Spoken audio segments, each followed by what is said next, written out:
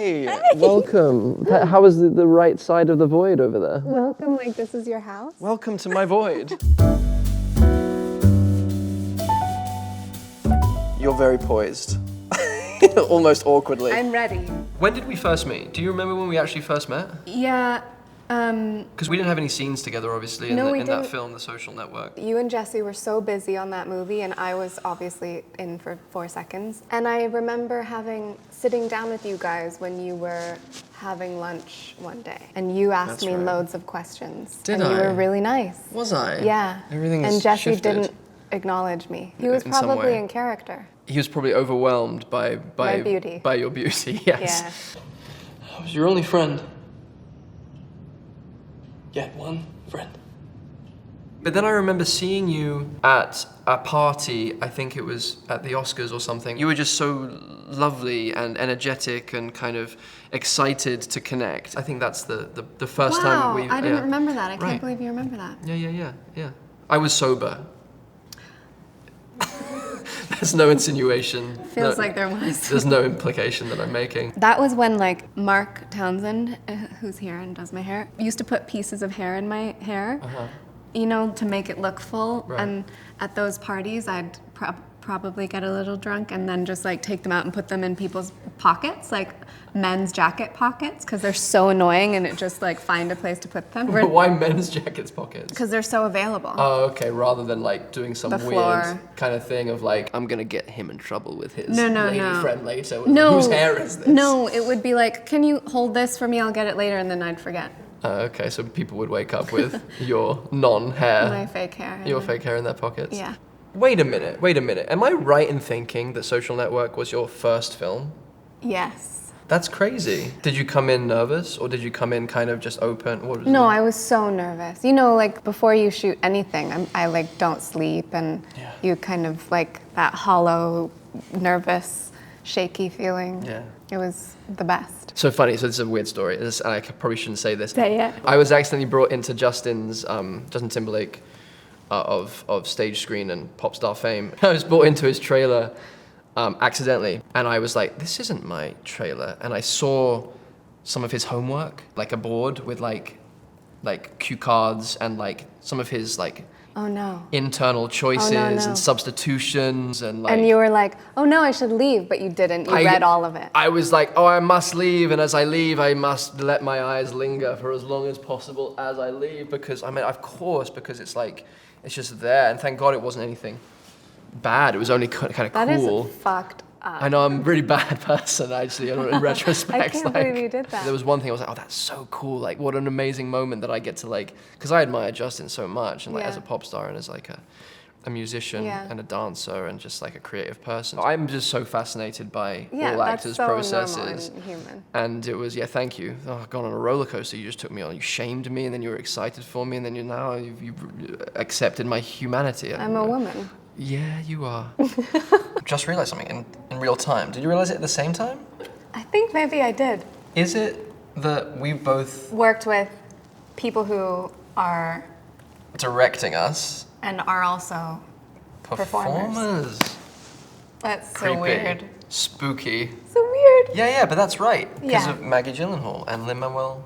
Miranda. Thank you. That's his name. I had a year to learn how to Oh, sing that and is to learn cool. piano and to, get the choreography down and to study John, to really get into, immerse myself in this amazing man. The amount of people that want to keep his spirit alive enabled us to get all of the information and all of the subjective experiences that people had with him. And it was, I love that. Have you done that before? Have you played someone Real. that has, what was that? I did a film called Our Friend, and I played a woman who lived in this really small town in Alabama, and we shot the movie in the town, and everyone knew her, and Wow. like every single shop owner and restaurant, and they'd say she sat here and she would order this. She was a and it special woman. Yeah, she was just like a sparkle. We were all messed up. You saw us. There's something about Maggie, who is like a real truth-seeking actor, and now a real truth-seeking director, who knows what it feels like to be an actor acting, especially a woman, especially like on a beach in a bathing suit and, Right. you know, doing like dark things and thinking and feeling dark things. She created a really safe place. That's not something that can be artificial. It comes from like being genuinely loved and genuinely seen Yep. by your director, which Right. I think is so rare. And it comes from genuine experience as Yeah. well, like proper bone deep empathy Yeah. and care, Yeah, which is the greatest gift. Mm-hmm. Gosh, yeah. I want to work with her. you should. Yeah, and same with Lynn. I don't think he'll ever want to work with me. Why do you say that? I get really nervous singing in front of people. I was the same, but like Yeah. you just start peeling the onion and you get through it. I don't You're want like, to no, peel I the don't want to onion. do it. I don't want to peel the I onion. don't want to be an onion. This is the life, bo bo bo bo. This is the life, bo bo bo bo. This is the life, bo bo bo bo. Like this is a maybe more personal question, but like how you have to have such good boundaries in your life and with an audience in order to carry on being naked on screen, whether it's literal or otherwise. Like that is such a, and I know it's something that I think about all the time to keep Yeah. to keep myself sacred, to keep my life Yeah. sacred, Yeah. so that I can feel free to go and carry on giving Yeah. myself to my work. Well, it takes a lot to be private now. Like so much effort every day. Yeah. You don't do certain things or go certain places. Someone say, "Hey, are you the guy from the thing?" I'm like, "No, I look like him," and then we can have an actual conversation. But then sometimes I'm very just like, "Yeah, I am," and I'm gonna disappoint you now. You know what I mean? Why like, do you feel like you would disappoint them? Well, because I think about me and Tom Hanks. Right, me too. I think about you. You think about me and Tom Hanks. all the time. But it's the thing of like, I know that Tom Hanks is just a person, but to me, he is the my ultimate hero. Yeah. Yeah. Have He's- you ever met him? I have, and he didn't disappoint. No, he doesn't. But quite the contrary, I would. Like, not in a bad, not in like a self-flagellating way. It's more just like I give myself permission to be ordinary, to be a person, to But don't you think that that would make people feel that you're more grounded and more of a human than like... A lot of the time it does do that. Yeah. If someone's open to me being a person, we have a lovely conversation. But then there are some people that don't want that. They want you to start climbing up the walls? the Mickey Mouse. They want the kind of that. Yeah, exactly. Do you ever feel bad when you lie to someone that you're not who you are? Never. Never. You don't Never. ever feel guilty being like, oh, I should have just said, yeah, that's who I am. No, never. If someone's like, "Hey, are you Andrew Garfield?" and I can tell by the way, the energy with which they're asking, That they care?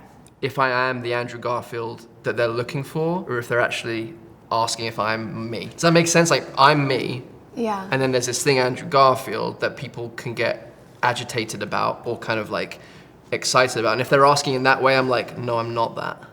So actually, I don't feel like I'm lying. Yeah. But if someone comes up to me and I can feel that they're just going to ask me about something I've done, or like say thank you for a film that they liked, if it's like, "Hey, you Andrew Garfield?" I'll be like, "Yes," and then they'll be like, "Hey, I liked that gate." As if I was a blacksmith in the village, and it's like, "Hey, are you the blacksmith?" If it's that energy, I'm like, "Yeah, I'm the blacksmith," and then they're like, "Hey, I really liked that gate that you made on the edge of town. It's got a nice hinge, doesn't squeak, Yeah. it's good upkeep. Great gate. Thank you for that gate." I'm like, that's made my day because I put a lot of work into that gate and I like it too. So thanks, man. Do you ever lie and say, "No, I'm not Andrew Garfield"?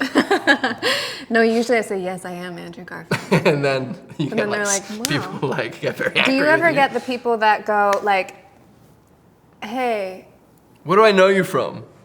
what do I know you from? And you're like, I don't know. Here's my CV. Well, what have you been in?